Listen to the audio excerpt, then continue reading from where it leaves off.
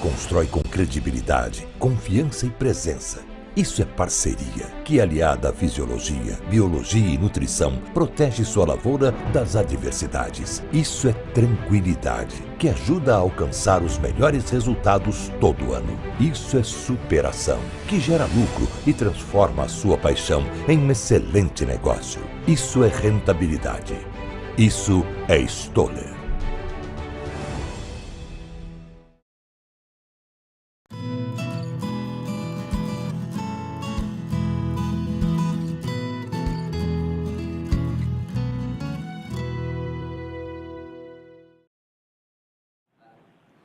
Olá, boa tarde a você que está conosco aqui pelo Notícias Agrícolas. Chegou a hora de saber o que aconteceu lá em Chicago.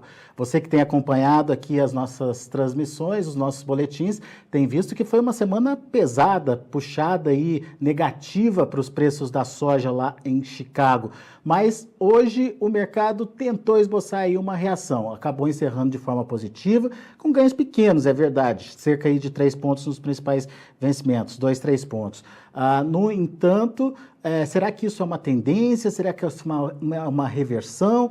O que a gente pode esperar em termos de comportamento de preços? Vamos perguntar para quem entende, vamos direto lá para a Informa Economics FNP, onde está o Aedson Pereira. Meu caro Aedson, seja bem-vindo mais uma vez aqui ao Notícias Agrícolas. Nos ajude a entender esse comportamento do mercado. O mercado cansou de cair nessa sexta-feira, Edson? Pois é essencialmente isso. O mercado veio precificando umas sucessivas baixas aí, né? Com a frustração das comercializações de soja para o mercado externo junto aos exportadores norte-americanos, né? Isso aí prejudicou um pouco, né, a firmeza dos preços em Chicago, ao mesmo tempo em que vai avançando a colheita em todo o meio oeste dos Estados Unidos, ou seja, elevando a oferta de produto no mercado doméstico, né? Inflando os estoques já elevados nos Estados Unidos e gerando essa pressão baixista aí que a gente viu no decorrer da semana. Mas o que motivou essa reversão, então, hoje? E dá para falar de reversão de tendência ou ainda é cedo? Ainda é cedo. A gente tem observado aí que os movimentos do dia foram muito mais de caráter técnico do que aos fundamentos que geralmente ditam aí a condição de oferta e demanda, né? Talvez um receio com relação ao atraso da colheita de soja em alguns estados produtores em função do excesso de chuva e nevascas, deixou o mercado um pouco mais atento com relação a possíveis ajustes na produção dos Estados Unidos aí por parte do órgão norte-americano, o USDA. Talvez o mercado optou por segurar um pouquinho o movimento de liquidação e esboçar uma modesta firmeza, muito mais por receios e movimentos técnicos, né? A gente ainda no horizonte curto não tem enxergado a possibilidade de um cenário de firmeza e suporte, justamente porque não tem se observado grandes volumes de compras da China junto aos Estados Unidos. E o que mais a gente tem acompanhado aí é movimentos de washout, ou seja, de cancelamentos de alguns lotes e aquisições, né, junto aos exportadores norte-americanos. Mas isso traz uma perspectiva de continuidade de baixa, Edson? Olha, no cenário de curto prazo, a gente tem a grande chance disso acontecer, viu, Alexandre? Infelizmente, Chicago passa um momento assim de forte pressão baixista, né, por causa dessa conjuntura vivida pela guerra comercial entre Estados Unidos e China, que parece estar longe de ter uma breve e rápida resolução. O mercado não consegue ver possibilidades para ocupar, né, a China, encontrar um mercado consumidor do tamanho, com o apetite que a China tem, né, e no momento em que o plantio no Brasil está acelerado e você cria a possibilidade de ter uma janela de exportação norte-americana ainda mais apertada, entendeu? Então, esses fatores não dão sinais de que haja uma recuperação mais contundente, mais concreta dos preços em Chicago. Então, esse cenário aí de baixas persistentes não é uma coisa que a gente pode abdicar no curtíssimo prazo. Os ganhos devem ser muito pontuais, muito mais para movimentos isolados de recomposição de carteiras, compras de oportunidades, movimentos técnicos associados aí ou ao comportamento cambial no cenário global, ou a um posicionamento com relação a receios, ou até a possibilidade de, vamos assim, sair uma notícia aí nos jornais principais dos Estados Unidos de que o Pequim e Washington estão na mesa de negociação. Já é um fator que puxa para cima Chicago, entendeu? Então, esse cenário de volatilidade e incerteza e de pressão baixista, eu apontaria mais para a pressão baixista, deve persistir aí no curto prazo. Mas né, você tem na mente aí um piso aí para os preços, Edson? Até onde pode chegar? Olha, eu não vejo a soja rompendo 8,15, 8,20. Eu acho muito difícil ela romper esse patamar, porque você tem um quadro de suporte aos preços, de limite baixista aos preços, digo melhor, né, que em função do firme ritmo de esmagamento de soja nos Estados Unidos. Se você parar para analisar os números da própria NOPA, né, que é a Associação Nacional das Esmagadoras de Soja nos Estados Unidos, cada mês a mês eles vêm apontando números cada vez mais surpreendentes em termos de esmagamento. Então, tanto em função do esmagamento como há uns fluxos pontuais aí, Europa, Europa, Japão, Coreia do Sul, Oriente Médio, os países do Sudeste Asiático, Indonésia, Malásia, Tailândia, o próprio México fazendo grandes aquisições de soja nos Estados Unidos, deve limitar essa pressão baixista, entendeu? Só que é difícil você encontrar um substituto do tamanho da China para consumir, até para equalizar a oferta que hoje os Estados Unidos têm em abundância de soja em solo nos estoques, entendeu? Pois é. Falando especificamente de China, até o momento, eles não deram nenhuma evidência de que vão dar o braço a torcer, né, Edson? Exatamente, exatamente. E ela tem usado de todas as formas possíveis para diminuir esse impacto, Gerardo, porque eles estão sofrendo com essa imposição, com essa guerra comercial. Não posso dizer que a China está nadando de braçada, pelo contrário, eles estão sofrendo. E para se adequar a essa nova realidade, eles têm utilizado de venda de estoque, têm diminuído as perspectivas de importação, têm apostado muito na possibilidade de Brasil e Argentina terem grandes produções para, de repente, atender melhor a sua demanda doméstica para processamento. Então, a China está ali calculando no papel, planilhando detalhadamente, né, o que pode acontecer em termos de compra e aquisições para se adaptar a essa nova condição que ela vive dessa guerra infindável, né, comercial entre Estados Unidos e China. Então, sim, posso dizer que qualquer aperto ou preocupação com o clima no Brasil e na Argentina para as próximas semanas já é algum fator que pode agravar o cenário chinês e, de repente, né, acelerar os processos de negociações entre China e Estados Unidos. Pode ser um fato. Isso pode, de repente, apontar a uma recuperaçãozinhas pontuais, entendeu, nos preços de Chicago. Mas, para você ver, está difícil você enxergar, no curto prazo, um cenário de suporte aí mais contundente aos preços da soja em Chicago. Pois é. Essa questão da participação da China, ela tem sido bastante discutida, né? A dúvida era se ela teria fôlego para bancar essa guerra de braços, essa queda de braços aí com os Estados Unidos. Aparentemente, até agora, sim, e procurando, como você bem colocou, alternativas aí para tentar superar esse motivo. Só que tem um motivo positivo que ela está vislumbrando aí, que é a antecipação da oferta aqui no Brasil, né? Isso é bom para o Brasil, Edson? Como é que você encara isso? Será que essa nossa soja do cedo, ela vai ter preço bom em função de uma procura maior da China? Qual que é a sua expectativa? Olha, como a gente... O fato é que o Brasil encerrará 2018 com estoques extremamente apertados, porque, como a gente estava conversando aí, a China tem, digamos assim, o termo bem popular, raspado o tacho, né? Ela veio no Brasil, fez grandes aquisições e a gente pode ter volumes de exportação de soja nessa etapa final de 2018 em volumes recordes, né? Jamais observado aí. Pelo que a gente tem observado no mês de outubro, talvez a gente exporte aí mais de 4,5 milhões, vai ser o maior volume de soja exportado para o mês de outubro, né, pelo Brasil. Então isso é um sinal de que a gente deve encerrar 2018 com um estoque de passagem muito apertado e iniciar a safra do ano que vem com a necessidade muito grande de soja para esmagar e para exportar, entendeu? Então é um momento assim bem, digamos assim, peculiar em termos de precificação para o mercado doméstico.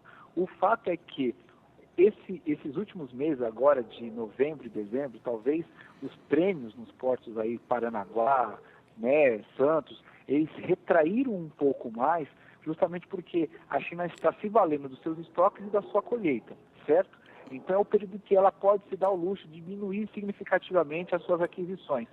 Só que ela deve voltar com fôlego em janeiro, obviamente, com essa necessidade aí de atender esse período em que ela não fez grandes aquisições do grão. Então, de repente, janeiro, fevereiro, a gente consiga enxergar, a partir desse período, um cenário de preços mais firmes. Mas nem chegando à colheita, vamos dizer assim, que a gente consiga colher uma safra cheia.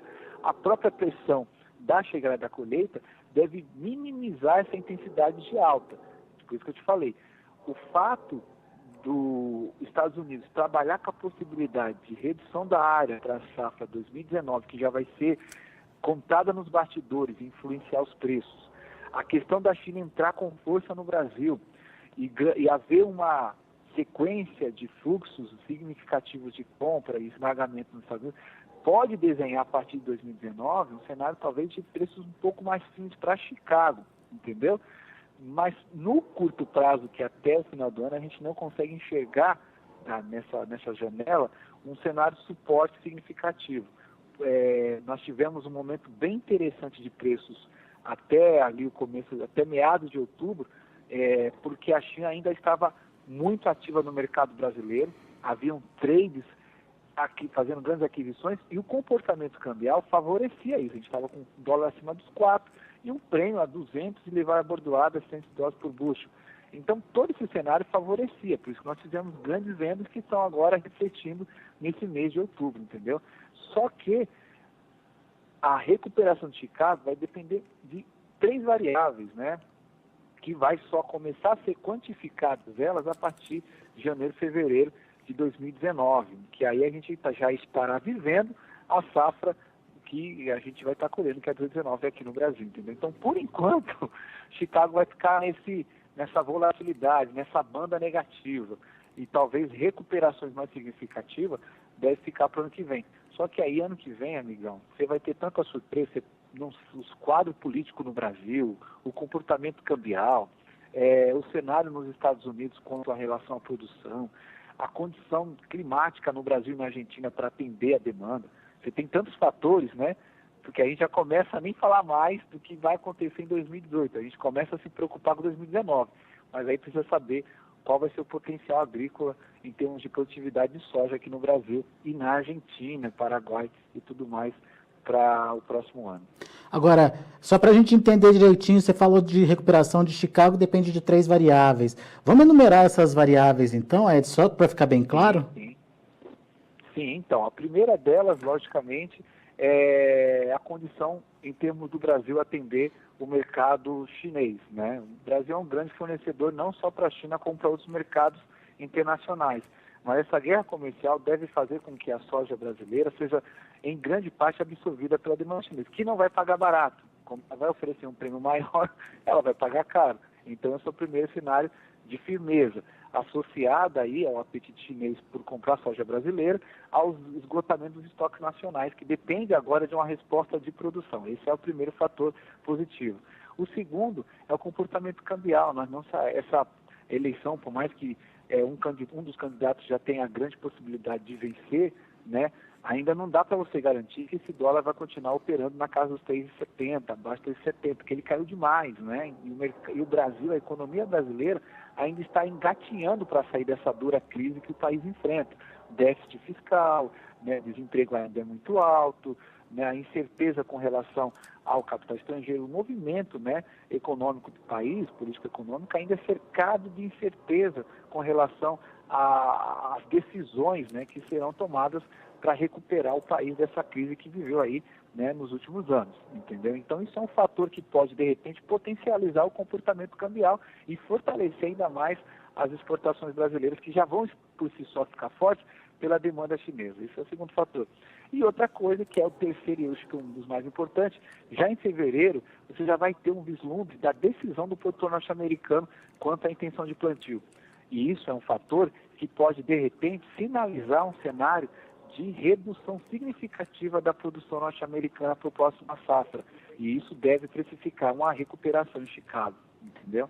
Então, esses 3 cenários, acredito eu, que são juntos potenciais para que a soja ela não rompa o 8,20, fique até 8,15, 8,20, mas também que ela possa galgar novos patamares e se recuperar aí para 2019. Ô Edson, em relação a esse terceiro item que você colocou aí, né, das 3 características de recuperação para Chicago, a questão do intenção de redução de plantio lá nos Estados Unidos, a gente tem, na verdade, 2 dúvidas aí pendentes. Primeiro é a questão do próprio governo americano sinalizando de que pode, no próximo ano, não continuar com a política de subsídio ao produtor de lá, que seria um motivador aí de queda diária. E segundo, mesmo que haja uma queda importante da área lá nos Estados Unidos, será o que está sobrando de estoque não compensaria essa redução da área? Então, vamos lá. Como você bem destacou, o fato do governo sinalizar que a política de subsídio vai ser fixada só para esse período e não vai ser prorrogada para os próximos anos, é porque isso aí é um fator por si só que desestimula por demais a intenção de plantio voltada para a oleaginosa, para a soja, né? E o que acontece? Se os Estados Unidos reduzir a área na proporção em que se fala o mercado aí, na casa, por exemplo, hoje se planta 36 milhões de hectares, vamos dizer que cai aí para uns 30 milhões, 29 milhões, ou 3 milhões de hectares a menos. Isso aí reduziria, para você ter ideia, a produção em quase 10 milhões a 15 milhões de toneladas, entendeu? E vamos dizer também que haja uma resolução, porque por mais que essa guerra comercial, ela, para este ano de 2018, não tenha encontrado uma solução, ela não deve se protelar para 2019. Deve haver um consenso de resolução no curto prazo, porque por mais que a China resista de todas as formas, ela vai ter que sentar com Washington, Pequim vai ter que sentar com Washington e negociar as diretrizes, porque com o México, com a União Europeia, com o Canadá foi assim. Todo mundo sentou, conversou, teve uma resolução e deu tudo certo. Se isso ocorrer, todos os fatores que a gente citou agora há pouco só finalizam uma recuperação mais contundente dos preços em Chicago, entendeu? Mas como você bem destacou, o estoque de passagem continua sendo um limitante para que a soja ultrapasse ou rompa níveis de valorizações mais acentuados, digamos assim, romper de repente os 9, se aproxime dos 9, mas romper fica difícil. E fora que Argentina, Brasil, Paraguai estão plantando as suas safras. Então qualquer aperto climático ou qualquer sentimento de preocupação com potencial já seria um potencial motivo à alta dos preços em Chicago, porque a dependência da soja sul-americana para a Argentina, para a China, passou a ser um determinante gigantesco. Isso deve sim repercutir de forma mais acentuada nos preços de Chicago, entendeu? Mais ou menos, é isso. Olhando por essa perspectiva, a gente então pode considerar que pelo menos para o produtor brasileiro ou para o produto brasileiro, o cenário é mais positivo, porque a gente vai ter essa demanda forte da China acontecendo, brigando inclusive com uma demanda interna, né, principalmente nessa disputa pela soja brasileira, e isso impulsionaria principalmente o prêmio. A gente tem a possibilidade de uma recuperação do dólar em função aí, enfim, incertezas ainda em relação à política, né, ou pelo menos a condução da economia brasileira com a eleição do novo presidente. E a gente tem também a questão de Chicago podendo se recuperar com esse desânimo do produtor americano em plantar por lá.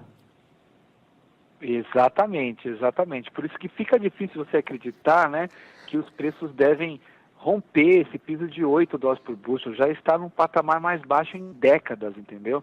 E, querendo ou não, o consumo de proteína animal, a demanda, os programas de biodiesel, você vê, o petróleo está custando $80 o barril, $70 o barril, está num patamar elevado, né? Então, você tem muitos fundamentos de suporte aos preços da soja, e não o contrário.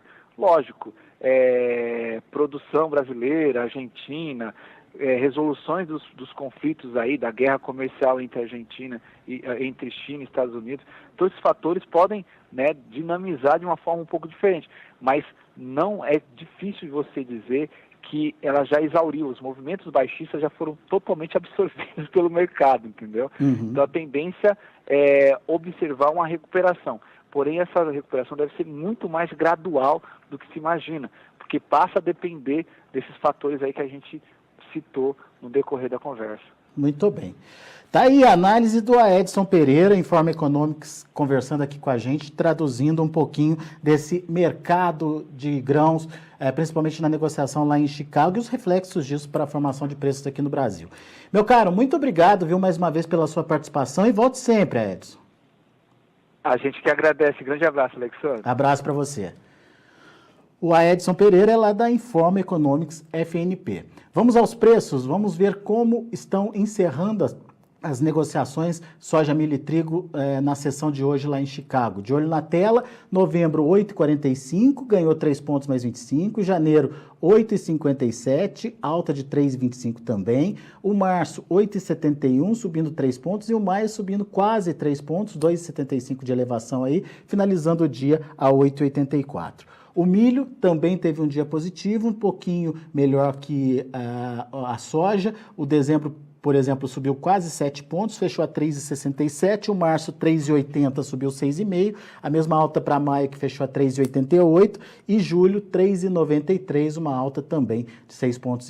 E para finalizar, o trigo, que esse sim teve uma alta expressiva hoje lá em Chicago, dezembro $5,05 por bushel, 18 pontos de elevação, o março 5,24, 16,5 de alta, o maio 5,36, subindo 15 pontos mais 75, e o julho $5,43 por bushel, uma alta de 15 pontos mais 25. São os números de hoje de negociação lá na Bolsa de Chicago, um dia de leve recuperação para a soja depois de uma semana bastante pressionada. A gente vai ficando por aqui, agradeço muito a sua atenção e audiência. Daqui a pouquinho tem outras notícias e mais informações e, obviamente, as cotações também sendo atualizadas para você aqui no Notícias Agrícolas. Continue com a gente.